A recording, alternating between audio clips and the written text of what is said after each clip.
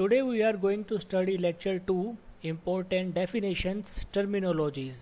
कुछ important definitions और terms है CRPC सब्जेक्ट में जो आपको ज़रूर पता होनी चाहिए और through out the CRPC subject वो आपके लिए इम्पोर्टेंट होता है। अब एक छोटी सी चीज़ आपको पहले समझनी है। Foundation of pre trial step has been laid down in 2 wings. देखिए आपको मैंने पहले बताया था CRPC मेनली 3 चीज़ों से डील करता है, preventive measures, hierarchy, power and constitution of courts, और थर्ड था ट्रायल।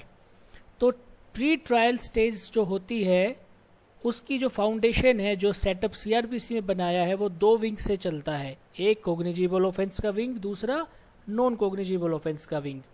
कॉग्निजिबल ऑफेंस का विंग का प्रोसीजर अलग है, नॉन कॉग्निजिबल ऑफेंस के विंग का प्रोसीजर अलग है, और ये प्री ट्रायल प्रोसीजर चलने के बाद ही ट्रायल की स्टेज आती है। तो foundation of pre trial step has been laid down in 2 wings, cognizable offence, non cognizable offence. और foundation of trial has been laid down in 2 kind of cases, warrant cases और summons cases. अब यहाँ पर pre trial की बात कर रहा है और यहाँ पर ट्रायल की बात कर रहा है, तो इनमें आपको कंफ्यूज होने की जरूरत नहीं है। इसके अलावा समरी ट्रायल भी है, पर वो जब हम ट्रायल का प्रोविजन करेंगे तो वहाँ पर उसके बारे में बात करेंगे। और एक चीज़ और, ये जितने भी डेफिनेशंस हैं और जो टर्म्स हैं, ये मोर और लेस ट्रायल के लिहाज से बहुत ही ज़्यादा इम्पोर्टेंट हैं। तो सबसे पहले cognizable and non cognizable offence और केस। देखिए जब भी कोई ऑफेंस होगा तो वो ऑफेंस या तो कॉग्निजिबल होगा या फिर नॉन कॉग्निजिबल होगा, और उसके बाद ही प्रोसेस आगे बढ़ेगा। तो कोई भी ऑफेंस या तो कॉग्निजिबल होएगा या non cognizable. For the purpose of understanding offence case में be divided into cognizable case and non cognizable case, cognizable offence and non cognizable offence, one of the same thing. आइए देखते हैं इनका क्या डिफरेंस हो दोनों का। इन दोनों का डिफरेंस मैं आपको ब्रीफली बता देता हूं। इनका मेन डिफरेंस है कि यहाँ पर पुलिस की पावर क्या है, वो अरेस्ट कर सकती है विद वारंट या नहीं कर सकती है, और पनिशमेंट इसमें कितनी होती है। आइए देखते हैं। सबसे पहले provision, cognizable offence section 2C में डिफाइन किया गया है और नॉन कॉग्निजिबल ऑफेंस 2L में डिफाइन किया गया है। और डेफिनेशन क्या कहती है कॉग्निजिबल ऑफेंस की? A case in which a police officer में अरेस्ट विदाउट वारंट। इसका मतलब वो केस जिसमें पुलिस ऑफिसर बिना वारंट के किसी भी व्यक्ति को अरेस्ट कर सकता है। लेकिन नॉन कॉग्निजिबल कौन सा होता है? A case in which police officer can not arrest without warrant. देखिए पुलिस ऑफिसर की पावर क्या है, वारंट के बिना अरेस्ट कर सकते या नहीं कर सकते, वो इन दोनों केसेस में बाइफर्केशन करते हैं। जो कॉग्निजिबल केस होता है उसके अंदर पुलिस ऑफिसर बिना वारंट के अरेस्ट कर सकता है, और नॉन कॉग्निजिबल में बिना वारंट के अरेस्ट नहीं कर सकता। और वारंट होता है, ये कोर्ट का एक ऑर्डर होता है, कोर्ट लिख कर देता है कि yes you can arrest this person और नॉट, कोर्ट की परमिशन लेनी होती है। तो कॉग्निजिबल ऑफेंस, मिस्टर ए ने अगर कॉग्निजिबल ऑफेंस किया है तो वहाँ पर अब पुलिस को अरेस्ट वारंट की ज़रूरत नहीं है, कोर्ट से अनुमति लेने की ज़रूरत नहीं है, वो सीधे ही उनको अरेस्ट कर सकते हैं। जैसे कल्पेबल होमिसाइड है, ग्रीवियस हर्ट है, मर्डर है, डेकोइटी है, ये सब कॉग्निजिबल ऑफेंस होते हैं। Offences usually which are punishable for 3 years और मोर, और नॉन कॉग्निजिबल केसेस में usually which are punishable for less than 3 years of imprisonment. देखिए जिन ऑफेंसेस में यूजुअली, हमेशा नहीं, यूजुअली जिन ऑफेंसेस में 3 साल या उससे ज़्यादा की सज़ा है वो कॉग्निजिबल ऑफेंस की कैटेगरी में आते हैं। उसी तरीके से जिनमें 3 साल से कम की सज़ा है वो नॉन कॉग्निजिबल की कैटेगरी में आते हैं। रिक्वायर्ड कोर्स, मान लीजिए अभी मैंने आपको ऊपर बताया था कि जब भी कोई ऑफेंस होगा वो या तो कॉग्निजिबल ऑफेंस होएगा या नॉन कॉग्निजिबल ऑफेंस होएगा, और यही प्री ट्रायल के 2 विंग है। तो अगर कॉग्निजिबल ऑफेंस है तो उसमें FIR लॉज की जाएगी। First information report police station में फाइल करवाई जाएगी और उसके बाद पुलिस उसको इन्वेस्टिगेट करेगी और अपनी रिपोर्ट सबमिट करेगी कोर्ट को। नॉन कोग्निजेबल ऑफेंस में क्या होता है, complaint to magistrate is filed, magistrate को कंप्लेंट की जाती है और फिर मैजिस्ट्रेट इंक्वायरी कंडक्ट करते हैं और फिर रिपोर्ट बनाते हैं। तो यही वो प्री ट्रायल स्टेजेस है। जब कोग्निजेबल ऑफेंस है तो एफआईआर होगी। मिस्टर ए ने मान लीजिए मर्डर किया है तो उस मर्डर की जो इन्फॉर्मेशन जाएगी वो एफआईआर फर्स्ट इन्फॉर्मेशन रिपोर्ट के तरीके से पुलिस स्टेशन में फाइल होगी और फिर पुलिस उसके ऊपर इन्वेस्टिगेशन करेगी और इन्वेस्टिगेशन करने के बाद वो अपनी रिपोर्ट सबमिट करेगी। ये रिपोर्ट कोर्ट में सबमिट होगी। लेकिन अगर नॉन कोग्निजेबल ऑफेंस है तो वहाँ पर क्या होगा, वहाँ पर कंप्लेंट फाइल होगी और कंप्लेंट मैजिस्ट्रेट को फाइल होगी, ना कि पुलिस स्टेशन में पुलिस ऑफिसर को। यहाँ पर कंप्लेंट मैजिस्ट्रेट को फाइल की जाएगी और मैजिस्ट्रेट फिर इंक्वायरी करेंगे और इंक्वायरी करने के बाद वो रिपोर्ट तैयार करेंगे और ये रिपोर्ट के बाद फिर इंक्वायरी की स्टेज शुरू होती है कोर्ट में। इंक्वायरी की स्टेज शुरू होती है कोर्ट में। अब ट्रायल की स्टेजेस शुरू होंगी। जैसे ही पुलिस ऑफिसर ने रिपोर्ट सबमिट की, यहाँ पर मैजिस्ट्रेट ने रिपोर्ट प्रिपेयर की, इसके बाद ट्रायल की प्रोसीडिंग शुरू होगी। एक डिफरेंस और रह गया है, काइंड ऑफ रोंग। किस तरीके का रोंग होता है, देखिए जो ऑफेंसेस है वो सोसाइटी के खिलाफ ही एक अगेंस्ट सोसाइटी है। जो ऑफेंस है they are wrong against society, वो सोसाइटी के अगेंस्ट ही गलत एक्ट और ओमिशंस हैं। तो कॉग्निजेबल जो केसेस हैं वो कॉग्निजेबल जो ऑफेंसेस हैं वो पब्लिक रोंग की कैटेगरी में आते हैं। यानी पब्लिक एट लार्ज को, बहुत ज़्यादा एट लार्ज पब्लिक को वो परेशान कर रहे हैं या उनके अगेंस्ट है या उनसे नेगेटिव प्रभाव पड़ रहे हैं। लेकिन जो नॉन कॉग्निजेबल ऑफेंसेस होते हैं क्योंकि वो लेस सीरियस होते हैं, जैसे हर्ट है, वो लेस सीरियस होते हैं तो उनको प्राइवेट रोंग की कैटेगरी में रखा गया है। लेकिन ये ध्यान रखना है कि ऑफेंस चाहे पब्लिक हो चाहे प्राइवेट हो, offence are wrong against society.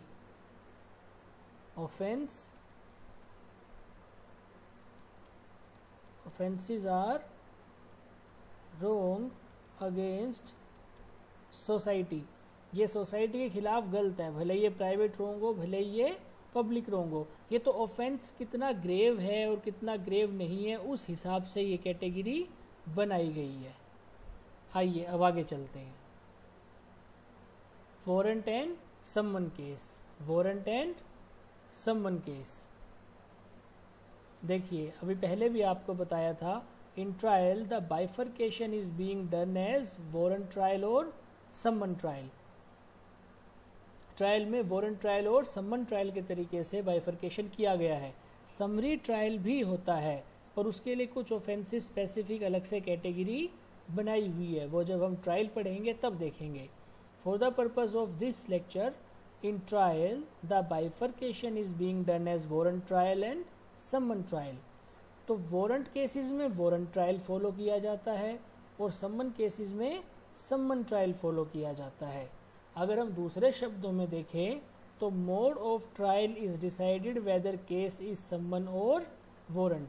Case समन है या वारंट है उसी हिसाब से डिसाइड किया जाएगा, क्योंकि वारंट केस में वारंट ट्रायल फॉलो होगा, समन केस में समन ट्रायल फॉलो होगा।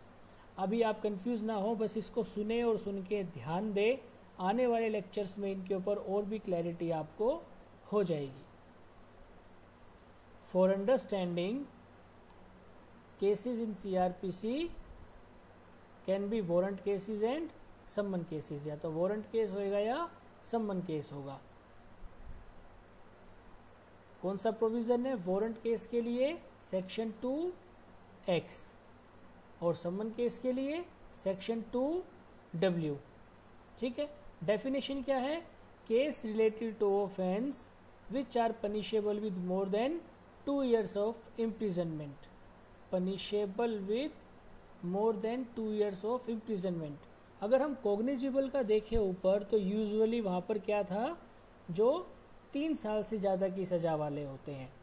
लेकिन यहाँ पर वो केसेस जिनमें 2 साल से ज़्यादा की सज़ा है वो वारंट होंगे, और जिनमें 2 साल तक की सज़ा है up to 2 years of imprisonment वो समन केसेस होंगे, वो समन केसेस होंगे। डेफिनेशन कहती है cases which are not warrant cases. Trial process lengthy and elaborated process. देखिए वारंट केसेस 2 साल से ज़्यादा की सज़ा के हैं, तो यहाँ पर 5 साल 10 साल 15 साल इस हिसाब से जब केसेस आते हैं तो उनका ट्रायल भी उसी तरीके से किया जाता है। वो सेशन कोर्ट में होएगा या मजिस्ट्रेट कोर्ट में होगा। तो session magistrate court usually warrant trial के जो प्रोसीजर होते हैं वो लेंदी ही होते हैं, डिटेल में होते हैं, क्योंकि सीरियस ऑफेंसेस वहाँ पर रहते हैं। समन केसेस में इतना लेंदी प्रोसेस नहीं होता है, समन केसेस में इतना लेंदी प्रोसेस नहीं होता है। जब आप ट्रायल के प्रोविज़न पढ़ेंगे तब आपको समझ में आएगा कैसे लेंदी है और कैसे नहीं है। अभी समझने के लिए आप इन चीज़ों को ध्यान रखिए। Framing of charges. Warrant case में फ्रेमिंग ऑफ चार्जेस नेसेसरी होती है जब वारंट ट्रायल होता है उस दौरान पर। ठीक है, वारंट केसेस में वारंट ट्रायल होएगा तो वहाँ पर फ्रेमिंग ऑफ चार्जेस की जाती है। लेकिन जहाँ समन ट्रायल होता है वहाँ पर फ्रेमिंग ऑफ चार्जेस की ज़रूरत नहीं होती, फ्रेमिंग ऑफ चार्जेस की ज़रूरत नहीं होती है। अब ये चार्ज फ्रेम करना किसे कहते हैं?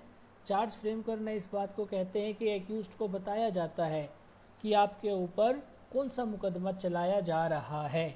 जो भी मुकदमा चलाया जा रहा है उसकी सारी डिटेल, ऑफेंस की डेफिनेशन, सेक्शन नंबर, पनिशमेंट, उन्होंने कब किया था, कहाँ किया था, जितनी भी डिटेल है वो सारी डिटेल चार्ज में लिखी जाती है। Hearing for sentence. जब सज़ा दी जाती है तो एक्यूज्ड को सुना जाता है। सज़ा देने से पहले मान लीजिए कोई भी ऑफेंस है, ग्रीवियस हर्ट का ऑफेंस है, उसके अंदर अब सज़ा मिल रही है। सज़ा मिलने से पहले एक सुनवाई होती है, उसमें ये डिसाइड होता है कि कितनी सज़ा दी जाए, किन हालात में व्यक्ति ने ऑफेंस किया था। फॉर एग्जाम्पल कि इन्होंने चोरी की थी, और चोरी इसलिए की थी क्योंकि वो गरीब थे, 2 दिन से कुछ नहीं खाया था, घर में बच्चे थे, बच्चे छोटे छोटे थे, उनको भूख लग रही थी, गरीबी की हालत थी, इसलिए वो दुकान में गए और वहाँ से ब्रेड का पैकेट चुरा कर ले आए, और कोई चीज़ नहीं चुराई उन्होंने। तो अब इस चीज़ के हिसाब से उनको सज़ा मिलेगी, लेकिन ऑफेंस तो किया है तो सज़ा तो मिलेगी ही। लेकिन समन केसेस में इसी असेंशियल नहीं होता है। समन केसेस में पनिशमेंट दे देते हैं, हियरिंग नहीं करते। क्यों? क्योंकि वैसे ही कम सज़ा होती है, तो मैटर छोटे होते हैं। जब छोटे मैटर होते हैं तो उनके ऊपर इतनी ज़्यादा तवज्जो देने की ज़रूरत नहीं होती है। फिर है अब्सेंस ऑफ कंप्लेनेंट। अगर कंप्लेनेंट अब्सेंट है तो क्या होगा? वारंट केस में अक्यूज्ड में बी डिस्चार्ज्ड, और समन केस में अक्यूज्ड में भी एक्विटेड। अब देखिए कंप्लेनेंट कौन होता है? जिन्होंने कंप्लेंट की है। जब ट्रायल आप पढ़ेंगे तो वहाँ पर आपको दिखेगा कि वारंट केसेस में मजिस्ट्रेट कोर्ट में जो ट्रायल चलते हैं वो पुलिस रिपोर्ट और अदरवाइज दोनों तरीके से चलते हैं। ठीक है, तो अगर कंप्लेनेंट जिन्होंने कंप्लेंट की है वो अब्सेंट है, ये जब ट्रायल पढ़ेंगे तो वहाँ पर आपको स्टेजेस दिखेगी किस स्टेज की बात कर रहे हैं, तो एक्यूज्ड को डिस्चार्ज कर दिया जाता है। डिस्चार्ज का मतलब क्या है कि अभी केस बीच में रुक गया है, ये केस अब यहाँ पर होल्ड पे है, अब आपके ऊपर मुकदमा नहीं चल रहा है, आप जा सकते हैं। लेकिन समन केसेस में एक्विटेड हो जाता है। एक्विटल का मतलब बरी कर दिया जाता है। ट्रायल 2 ही चीज़ों में ख़त्म होती है, या तो एक्विटल या कन्विक्शन। एक्विटल का मतलब बरी कर दिया, कन्विक्शन का मतलब सजा दे दी, तो यहाँ पर उसको बरी कर दिया जाता है। अब देखिए third category, bailable and non bailable. तो cognizable offence, non cognizable offence, उसके बाद समन केसेस, ट्रायल केसेस देखे, और अब बेलेबल और non bailable offence. Again for the purpose of release, यहाँ पर अगेन की हमें ज़रूरत नहीं है, फॉर द पर्पज ही सफिशिएंट है। For the purpose of release of person during pre trial and post trial process, offense may be divided into 2 categories, bailable offense and non bailable offence. देखिए, जब accused पे trial चल रहा है, investigation चल रही है, उसके बाद ट्रायल चलेगा, तो प्री ट्रायल या पोस्ट ट्रायल की जो भी स्टेजेस हैं, उन स्टेजेस में अगर उस व्यक्ति को पुलिस ने पकड़ा है और वो जेल से बाहर आना चाहते हैं, तो देखा जाएगा कि उन्होंने कौन सा ऑफेंस किया है, बेलेबल ऑफेंस किया है या नॉन बेलेबल ऑफेंस किया है। ये देखने के बाद ही ये डिसाइड होगा कि वह व्यक्ति किस सूरत में जेल से बाहर आ सकते हैं। पहले देखते हैं बेल होती क्या है। Bail is not defined under the code. CRPC में बेल को डिफाइन नहीं किया गया है, लेकिन इसका मतलब क्या होता है? इसका मतलब होता है कि आप कोई सिक्योरिटी, कोई जमानत देकर जेल से बाहर आ जाएं। इसका सबसे जो इजी वर्ड है जिससे आप समझ सकते हैं वो है जमानत। It means security for the appearance of the accused person on giving which he is released pending trial और इन्वेस्टिगेशन। तो ये एक सिक्योरिटी होती है, एक सिक्योरिटी होती है। और ये किस लिए होती है? कि भाई जब अक्यूज्ड की जरूरत पड़ेगी तो वो कोर्ट में आए, क्योंकि अगर अक्यूज्ड ही कोर्ट में नहीं आएगा तो मुकदमा कैसे चलेगा। अब वो जेल से अगर बाहर जा रहा है तो हो सकता है कि वो ना आए वापस या भाग जाए, तो इसलिए सिक्योरिटी, जमानत रखवाई जाती है। यह जमानत देकर वो जेल से बाहर जा सकता है। अब देखिए, बेलेबल ऑफेंस और नॉन बेलेबल ऑफेंस में कैसे डिफ्रेंसिएशन है। इसको हम पढ़ रहे हैं for release of a person, क्योंकि बेल ही वो माध्यम है जिसके थ्रू, बेल ही वो टूल है जिसके थ्रू आप जेल से बाहर आ सकते हैं। देखिए, प्रोविजन कहाँ है? Section 2A। बेलेबल और नॉन बेलेबल दोनों ऑफेंसेस सेक्शन 2A में ही बताए गए हैं। डेफिनेशन क्या है? An offence which is shown bailable either in first schedule और इन एनी अदर लॉ। और इसकी डेफिनेशन क्या है? An offence which is shown as non bailable. तो कहने का क्या मतलब है? यहाँ पर फोकस किस पे है? फर्स्ट शेड्यूल और in any other law. Any other law means कोई भी और जो क्रिमिनल लॉ बना हुआ है, जो कानून बना हुआ है उसमें, और फर्स्ट शेड्यूल। फर्स्ट लेक्चर में मैंने आपको बताया था सीआरपीसी में 2 शेड्यूल हैं। ये फर्स्ट शेड्यूल की बात कर रहा है। फर्स्ट शेड्यूल में पूरी डिटेल दी हुई है। देखिए, ये है schedule first. Section Indian penal code का कौन सा सेक्शन है? ऑफेंस, ऑफेंस के नाम, डेफिनेशन क्या है? पनिशमेंट, कितनी सजा दी गई है? क्या वो कॉग्निजिबल है या वो नॉन कॉग्निजिबल है, ये लिखा गया है। क्या वो बेलेबल है या वो नॉन बेलेबल है, ये भी लिखा गया है। और बाय व्हाट कोर्ट ट्राइबल, तो क्या वो बेलेबल है या नॉन बेलेबल है? तो डेफिनेशन कहती है आप शेड्यूल में देखिए। अगर शेड्यूल में उसको बेलेबल बनाया हुआ है तो वो बेलेबल है, शेड्यूल में उसको नॉन बेलेबल बनाया हुआ है तो वो नॉन बेलेबल है। तो इसकी डेफिनेशन हमें यहाँ से देखनी है। नेचर कैसा होता है? बेलेबल ऑफेंस का नेचर वो होता है जो लेस ग्रेव ऑफेंस होते हैं, लेकिन नॉन बेलेबल वो होते हैं जो सीरियस और ग्रेव नेचर के होते हैं। Bail, grant of bail, bail is available as a matter of right. देखो, बेलेबल मैटर वो होते हैं जिसमें बेल आपकी as a matter of right होती है। अगर उस ऑफेंस में पकड़े गए हैं तो आप पुलिस को, कोर्ट को अपनी बेल देकर, जमानत देकर उसी समय रिहा हो सकते हैं। लेकिन नॉन बेलेबल ऑफेंस में क्या होता है? ये डिस्क्रिशन होता है कोर्ट का। अब कोर्ट का डिस्क्रिशन है, कोर्ट देखेगी कि भाई इनको बेल दें या नहीं दें। फॉर एग्जाम्पल, कोई व्यक्ति है जो मर्डर के जुर्म में पकड़े गए हैं, तो मर्डर के जुर्म में पकड़े गए हैं और वो है नॉन बेलेबल ऑफेंस। तो नॉन बेलेबल ऑफेंस के चलते अब वो as a matter of right bail लेकर बाहर नहीं जा सकते। अब कोर्ट का डिस्क्रिशन है। अब कोर्ट देखेगी क्या इनको बेल देनी चाहिए, कहीं ऐसा ना हो कि ये भाग जाए, और इन्हें बेल क्यों दे। अब वो व्यक्ति कहते हैं कि उनका एग्जाम है इसलिए उन्हें बेल चाहिए, तो ऐसी सूरत में कोर्ट उनको बेल दे सकती है। पर ये कोर्ट का डिस्क्रिशन है और यहाँ पर कंडीशंस भी लगाई जाती हैं, कंडीशंस भी लगाई जाती है। और असेंस क्या है? Presence of accused is to be secure during proceeding. भाई प्रोसीडिंग चल रही है, केस चल रहा है और एक्यूज्ड ही वहाँ पर नहीं है। जब एक्यूज्ड ही नहीं आएगा तो केस कैसे चलेगा? and hence in both bailable and non-bailable offence when bail is granted it is granted with or without sureties। ये जमानत with और without sureties के होती है। यहाँ पर कोई ना कोई अमाउंट दिया जाता है कोर्ट को। दो चीज़ होती है, पैसा और कोई व्यक्ति। तो या तो स्वयं वो व्यक्ति पैसा देकर प्रॉपर्टी का कागज रख के बाहर आ जाएगा कि ये जमानत लो, अगर मैं नहीं आऊँगा तो मेरी जमानत जब्त कर लेना, या कोई और व्यक्ति आएगा और वो उसको पैसे देगा कोर्ट को और कहेगा कि अगर ये व्यक्ति कोर्ट में नहीं हाजिर हुए तो मैं जवाब दूंगा। इसके बाद है एडवर्सेरियल, एक्यूजेटरी एंड इंक्विजिटोरियल, जो हम लास्ट लेक्चर में कर चुके हैं। उसके बाद है इन्वेस्टिगेशन। इन्वेस्टिगेशन क्या होती है?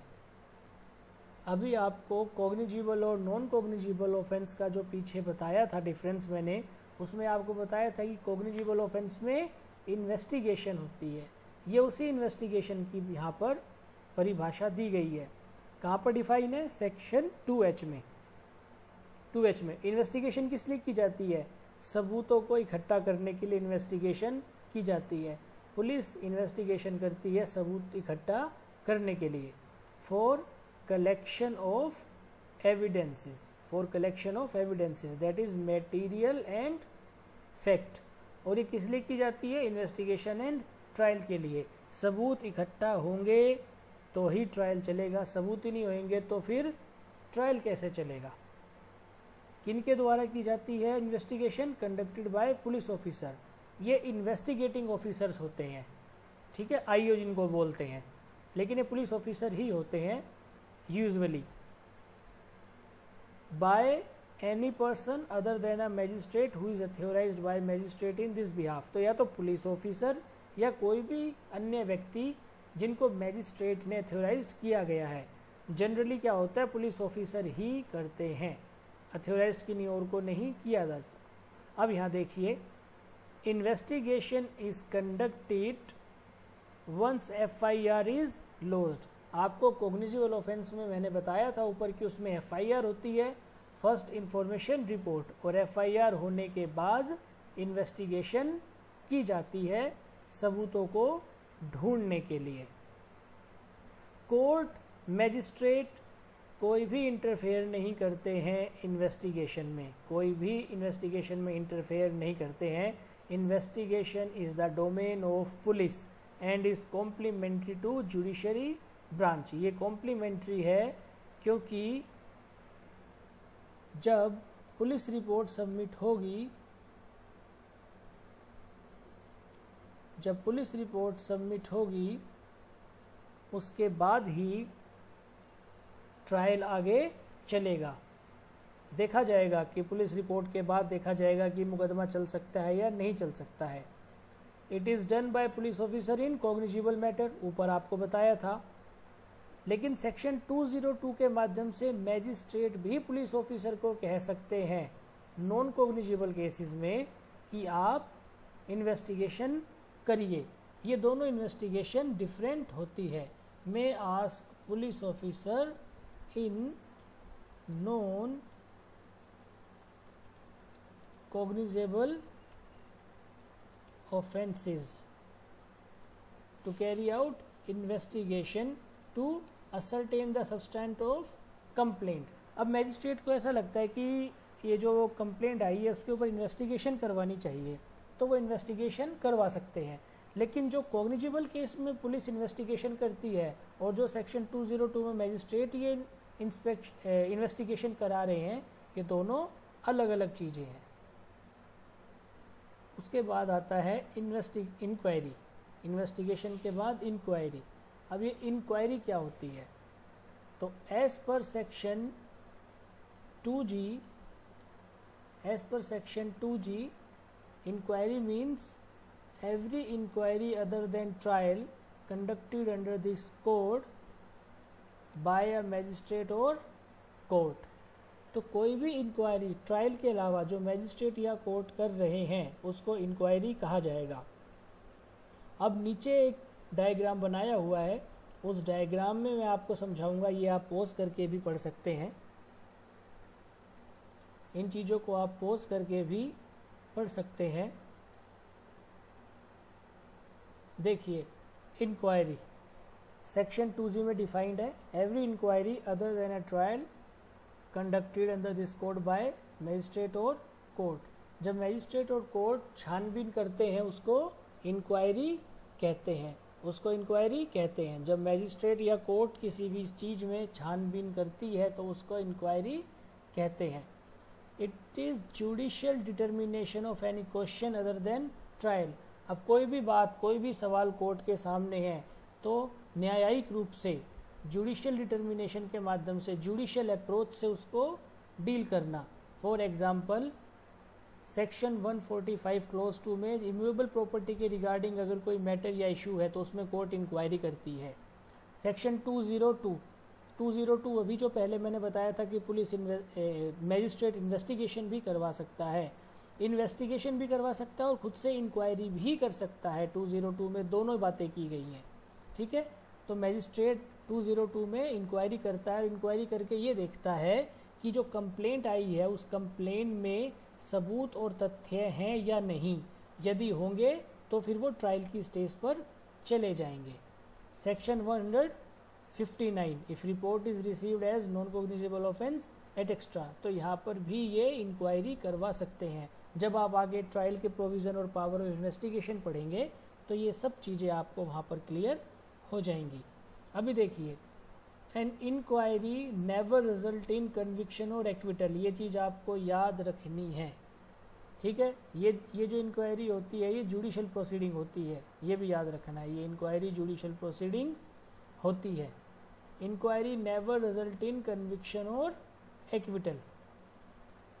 It is not necessary that inquiry can only be conducted in case of offence. बिल्कुल सही बात है, जरूरी नहीं है कि कोई ऑफेंस हो वहीं पर इंक्वायरी की जाए। जैसे कि हमने यहाँ एग्जाम्पल लिया है, जो सेक्शन 145 क्लोज 2 है ये कोई ऑफेंस नहीं है, ये प्रिवेंटिव मेजर्स में है ये चीज़ें, ये कोई भी ऑफेंस नहीं है। अगर इंक्वेस्ट रिपोर्ट बनाई जा रही है और वहाँ पता किया जा रहा है, वहाँ भी इंक्वायरी की जाती है, वो इंक्वायरी भी ऑफेंस के लिहाज से नहीं होती है। और ऑफेंस के लिहाज से इंक्वायरी कौन सी होती है, अभी जब हम आगे स्टेजेस करेंगे इन्वेस्टिगेशन, इंक्वायरी और ट्रायल, वहाँ पर आपको क्लियर होगा। अब देखिए ट्रायल। ट्रायल क्या होता है? Trial is core of whole procedure. ये जो पूरा प्रोसीजरल कोड है इसका कोर है ट्रायल। मैंने आपको लेक्चर 1 में भी बताया था कि 3 मेन चीज़ें हैं, और अभी भी बताया था थोड़ी देर पहले भी। Trial, power, constitution and hierarchy of courts, और प्रिवेंटिव मेजर्स। तो ट्रायल सबसे मेन कोर है। Nowhere defined in the code, trial को कहीं भी डिफाइन नहीं किया गया है, लेकिन इसको किस माध्यम से समझा जाता है? ट्रायल वो चीज़ है जिसके थ्रू, जिस प्रोसीजर के थ्रू कोर्ट ये डिसाइड करती है कि सज़ा मिलनी चाहिए या नहीं मिलनी चाहिए, व्यक्ति दोषी है या नहीं है। दूध का दूध और पानी का पानी करने के लिए ट्रायल का प्रयोग किया जाता है। ट्रायल एक प्रोसीजर है, ठीक है। So trial is a judicial proceeding और inquiry where through adversarial method. आपको बताया था एडवर्सेरियल मेथड क्या होता है। Court seek for truth and deliver judgement. तो ये एक जुडिशियल प्रोसीडिंग और इंक्वायरी होती है जो एडवर्सेरियल मेथड के थ्रू सच्चाई का पता लगाती है और न्याय करती है। अच्छा, ट्रायल शुरू कब होता है? ये बहुत इंपॉर्टेंट क्वेश्चन है और ये बहुत पूछा भी जाता है। जो भी हम क्वेश्चन, जो भी हम ये पढ़ रहे हैं, ये सारी चीज़ें एग्जामिनेशन पॉइंट ऑफ व्यू से भी और competition examination point of view से भी इम्पोर्टेंट है। ट्रायल कब शुरू होता है? जब चार्जेस फ्रेम होते हैं। जैसे ही चार्ज फ्रेम हुए वैसे ही ट्रायल शुरू हो जाता है। अब ट्रायल या तो एक्विटल में ख़त्म होगा या कन्विक्शन में ख़त्म होगा, जो मैंने आपको ऊपर बताया था। ट्रायल या तो एक्विटल में ख़त्म होएगा या फिर कन्विक्शन में। और trial could be warrant trial, summons trial, summary trial. थोड़ी देर पहले मैंने इसका जिक्र किया था। So trial is procedure which brings the guilty to book, जो अपराधी को सजा दिलवाता है और निर्दोष को बरी करवाता है। अब देखिए stages of criminal cases, stages of criminal cases कौन कौन सी स्टेज होती है? 3 स्टेज होती है। सबसे पहले इन्वेस्टिगेशन, जो भी ऊपर पढ़ी थी हमने 2H में, उसके बाद इंक्वायरी 2I में ऊपर पढ़ी है, और फिर ट्रायल जो कहीं भी डिफाइन नहीं है लेकिन हमने उसका मीनिंग देखा है। अब देखिए किस तरीके से ये स्टेजेस चलती है। सबसे पहले इन्वेस्टिगेशन, इन्वेस्टिगेशन कौन करेगा? इन्वेस्टिगेटिंग ऑफिसर, जिसको शॉर्ट में IO भी कहा जाता है। अभी हमने ऊपर डेफिनेशन देखी थी। इन्वेस्टिगेशन की जाती है पुलिस ऑफिसर के द्वारा या फिर कोई और व्यक्ति जिसको मैजिस्ट्रेट ने नियुक्त किया गया हो। तो इन्वेस्टिगेशन बाय IO किस लिए होती है? Investigation for collection of evidences, fact and material. Evidence को कलेक्ट करने के लिए इन्वेस्टिगेशन की जाती है। और इन्वेस्टिगेशन का रिजल्ट क्या होता है? या तो क्लोजर रिपोर्ट। क्लोजर रिपोर्ट का मतलब होता है कि सबूत नहीं मिले, सबूत नहीं मिले और मैटर अब ट्रायल में जाने के लिए सुटेबल नहीं है। नो और less evidence which is not suitable और इनफ फॉर ट्रायल। कोर्ट के सामने मैटर को ले जाने के लायक सबूत नहीं है तो क्लोजर रिपोर्ट सबमिट कर दी जाती है। क्लोजर रिपोर्ट भी कोर्ट में ही सबमिट होती है और उसके बाद मैजिस्ट्रेट के पास ऑप्शंस होते हैं जो हम आने वाले आगे लेक्चर्स में देखेंगे। या तो क्लोजर रिपोर्ट या फिर फाइनल रिपोर्ट। सबूत नहीं मिलेंगे तो क्लोजर रिपोर्ट सबमिट होगी, सबूत मिलेंगे तो फाइनल रिपोर्ट। इसको अलग अलग नामों से जाना जाता है। Final report, chargesheet, challan, police report, सब एक ही बात है।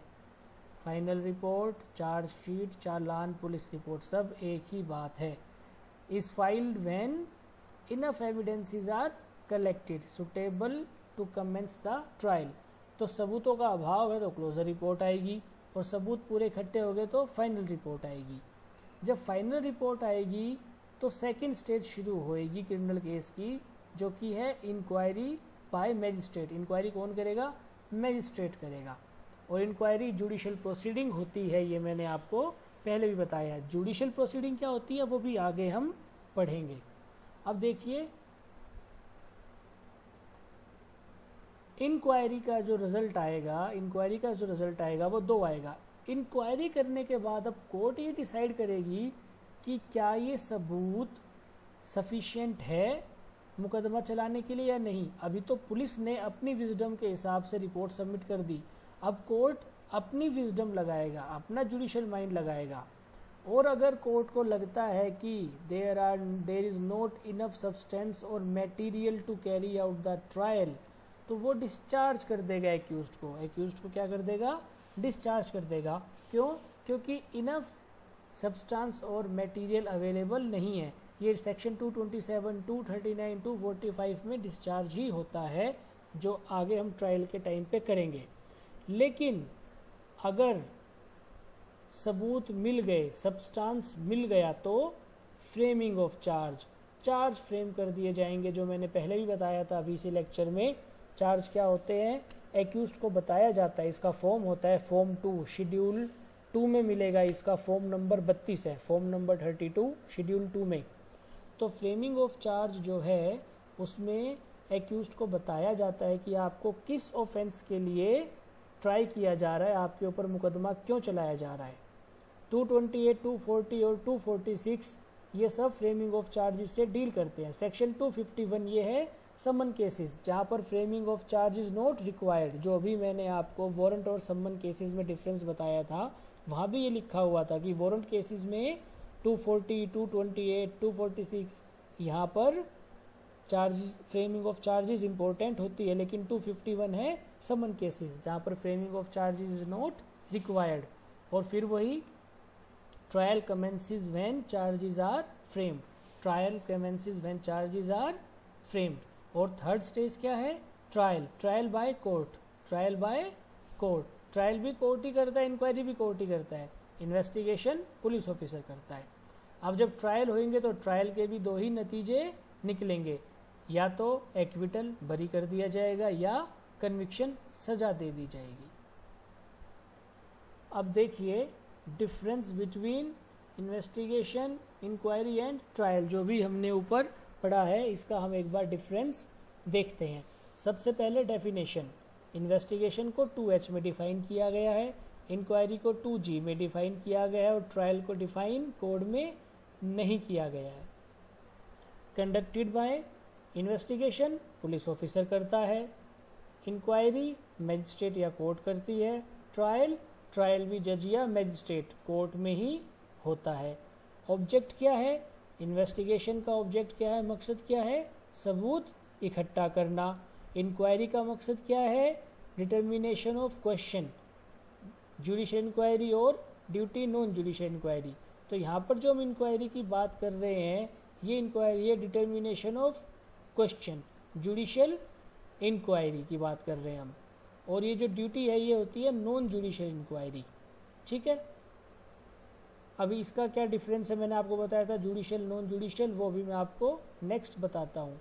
तो this inquiry is determination of question, ये जुडिशियल इंक्वायरी होती है। दिस इज नॉट, जो हम यहाँ पर स्टेजेस ऑफ क्रिमिनल केस की पढ़ रहे हैं वहाँ पर inquiry is determination of question, it is a judicial inquiry. और trial judicial determination of guilt और इनोसेंस। ठीक है, इंक्वायरी में जुडिशियल इंक्वायरी है, देखा जाएगा डिटर्मिनेशन ऑफ क्वेश्चन, इंक्वायरी से ही कोर्ट पता लगाता है कि डिस्चार्ज करना है या फ्रेमिंग ऑफ चार्ज करनी है। ठीक है, और ट्रायल से क्या पता लगाता है कि वो कन्विक्ट किया जाएगा, गिल्टी है तो कन्विक्ट किया जाएगा, और इनोसेंट है तो उसको एक्विट किया जाएगा। अब investigation purely non judicial, inquiry में भी जुडिशियल और नॉन जुडिशियल, लेकिन जो हम स्टेजेस पढ़ते हैं, जब हम स्टेजेस पढ़ रहे हैं क्रिमिनल केस की, तो वहाँ पर वो जुडिशियल ही होगी, वहाँ पर वो नॉन जुडिशियल नहीं होगी।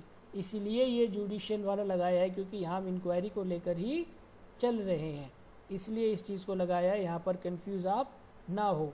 जब हम क्रिमिनल केस के स्टेजेस के हिसाब से करते हैं तो ये सिर्फ और सिर्फ जुडिशियल इंक्वायरी ही होती है, और जब हम सिर्फ इंक्वायरी को इंडिपेंडेंटली रख के देखते हैं तो इंक्वायरी जुडिशियल भी हो सकती है और नॉन जुडिशियल भी हो सकती है। तो यहाँ पर इट इज जुडिशियल, और ट्रायल भी जुडिशियल प्रोसीडिंग है। अब देखिए जुडिशियल प्रोसीडिंग क्या होती है। जुडिशियल प्रोसीडिंग वो होती है जहां पर सबूतों को ओथ पर लिया जा सकता है। Judicial proceeding includes any proceeding during which evidences is और may be legally taken on oath, जहां पर कानूनी तरीके से, लीगली तरीके से सबूतों को लिया जा सकता है ओथ पे, उनको जुडिशियल प्रोसीडिंग कहते हैं। 2I में ये डिफाइन है। अब देखिए जुडिशियल प्रोसीडिंग और नॉन जुडिशियल प्रोसीडिंग में क्या डिफरेंस है, इनका स्कोप क्या है। For determination of jural relation, ज्यूरल का मतलब हो गया लीगल, ज्यूरल का मतलब हो गया कोई लीगल राइट या कोई लीगल टास्क है वहां पर। नॉन जुडिशियल में परफॉर्मिंग अ ड्यूटी ओनली, यहाँ पर एक सिर्फ ड्यूटी की जाती है, कोई ज्यूरल रिलेशन नहीं होता, कोई लीगल रिलेशन नहीं होता जिसके तहत आपको प्रोसीडिंग आगे चलानी है। जजमेंट, क्योंकि ये जुडिशियल प्रोसीडिंग है तो यहाँ पर डिसीजन या जजमेंट डिलीवर किया जाता है, डिसीजन या जजमेंट डिलीवर किया जाता है। और नॉन जुडिशियल में कोई जजमेंट, कोई डिसीजन डिलीवर नहीं किया जाता है, यहाँ पर सिर्फ और सिर्फ ड्यूटी परफॉर्म की जाती है। डिस्क्रिशन, जुडिशियल प्रोसीडिंग में डिस्क्रिशन यूज होता है, जब जजमेंट और डिसीजन दिया जाता है तो वहाँ पर डिस्क्रिशन का प्रयोग किया जाता है। नॉन जुडिशियल प्रोसीडिंग में कोई डिस्क्रिशन का प्रयोग नहीं किया जाता, क्योंकि यहाँ पर आप सिर्फ ड्यूटी ही करते हैं। फॉर एग्जाम्पल, उदाहरण के तौर पे inquiry under section 202 maintenance proceeding, inquiry under section 144 जो हमने जुडिशियल इंक्वायरी पीछे पढ़ी थी, ठीक है, उसी के डिफरेंस है, क्योंकि वहां पर जो इंक्वायरी की जा रही है वो जुडिशियल प्रोसीडिंग ही है, वो जो प्रोसीडिंग है वो जुडिशियल नेचर की ही है। दूसरी तरफ एग्जामिनेशन अंडर सेक्शन 161 में पुलिस जो है वो किसी भी व्यक्ति से जिसको केस के बारे में नॉलेज है उससे उसकी स्टेटमेंट ले सकती है, पूछ सकती है उससे, ठीक है। वो कौन सी है? Non judicial. वहाँ कोई जुडिशियल टास्क परफॉर्म नहीं हो रहा है। डिपार्टमेंटल इंक्वायरीज हो गई, inquiries conducting for sanctioning the prosecution under 196 to 197 है, ये सब क्या है? Non judicial. तो अब आप देखिए, जुडिशियल इंक्वायरी वो होती है, जुडिशियल प्रोसीडिंग वो होती है which is there for determination of jural relation, जहाँ पर जजमेंट या डिसीजन दिया जाता है, डिस्क्रिशन भी फॉलो किया जा सकता है। For example inquiry under section 202। Non judicial proceeding for performance of duty only, कोई जजमेंट या डिसीजन नहीं दिया जाता, कोई डिस्क्रिशन एक्सरसाइज नहीं किया जा सकता, और ये इसके उदाहरण हैं। अब यहाँ पर जुडिशियल प्रोसीडिंग के साथ इंक्वायरी वर्ड भी यूज़ हो रही है, उसमें आपको कंफ्यूज होने की ज़रूरत नहीं है। क्यों नहीं है? क्योंकि judicial proceeding includes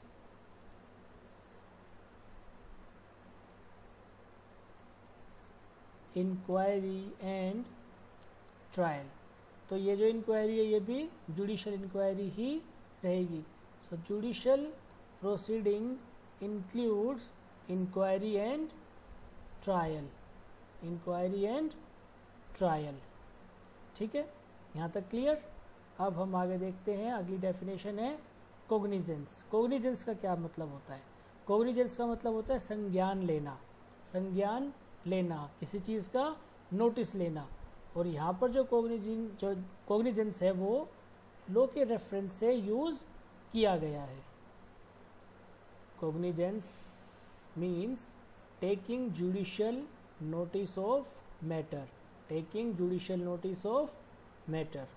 Cognizance result in deciding whether prima facie case is there for further inquiry, trial or not.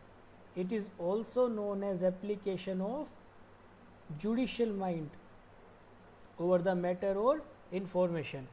For example, magistrate के पास पुलिस रिपोर्ट आई है। अब मैजिस्ट्रेट उस पुलिस रिपोर्ट का कोग्निजेंस लेंगे और उसके बाद डिसाइड करेंगे कि फर्दर इंक्वायरी और ट्रायल की गुंजाइश है या नहीं है। अगर होगी तो चार्जेस फ्रेम करेंगे, नहीं तो डिस्चार्ज कर देंगे, ठीक है। उसी तरीके से मैजिस्ट्रेट के पास कोई इन्फॉर्मेशन आई कि कहीं कोई ऑफेंस हुआ है, तो जब वो उसका कोग्निजेंस लेंगे जुडिशियल तरीके से, लॉ के नज़रिए से, तो वहाँ पर वो अपना जुडिशियल माइंड अप्लाई करेंगे उस मैटर और इन्फॉर्मेशन पे, और यही डिसाइड करेंगे कि फर्दर इंक्वायरी और ट्रायल होनी चाहिए या नहीं होनी चाहिए।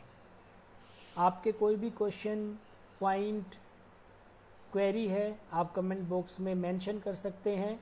ये बहुत ही इम्पोर्टेंट है सब definitions, examination point of view से भी और competitive examination point of view से भी।